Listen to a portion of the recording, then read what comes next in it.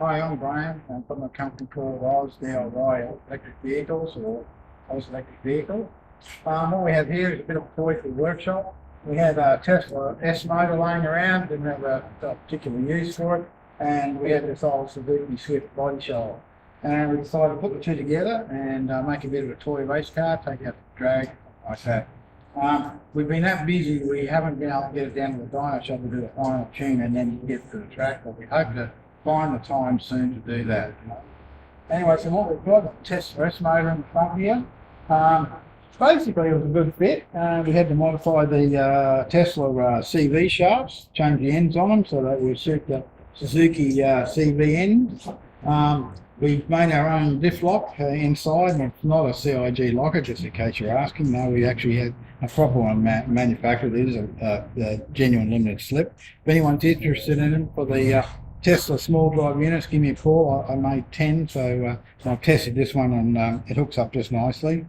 So yeah, we've got all the same things you see in every other electric car. We've got a 12-volt battery, 12-volt battery charging. This one has water cooling for the engine. So quickly, the motor's in here. The gearbox is in here because we have a reduction drive of 9 to 1. The motor will actually run out to 18,000 RPM, so that's why we have a 9 to 1 reduction. And in the back here is all the electronics. We took the original logic board out of the inverter, and we can get an aftermarket one that we can program to do what we want. So it gives us the extra bit of horsepower. We can wind the wick up a little bit more. We've got this one at about 300 horsepower and 900 newton meters of torque.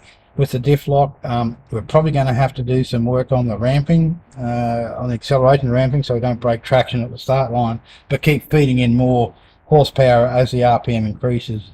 We're not selecting gears, so it's just a final drive setup, so that makes it quite simple. Basically, put up the line, press the pedal and go. That should be it. Have a vacuum pump here for the brakes and just a small reservoir for the vacuum. Goes over to the power brake booster. Brakes on this, even though we've upgraded the brakes, they're probably not going to work all that hard because we're going to feed in massive regen braking through the motor. So there'll be good engine braking from the motor, and that'll put a certain amount of current back into the battery pack. So if we go our days racing and maybe we do 9 or 10 passes, that's a big day, and we're doing well, then we certainly don't need to worry about charging on the day. In the back here, we've got the battery pack. We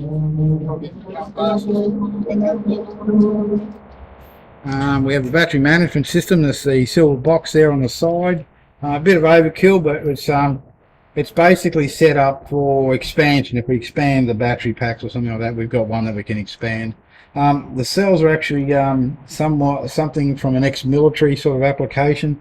For those that know anything about batteries, these are a 30C discharge. Which means we're going to get a heap of power in a short period of time, which is what we need. Just using a simple forward reverse gear knob over there, all the controls just beside the driver. That's pretty much the car. There's not much else to show you.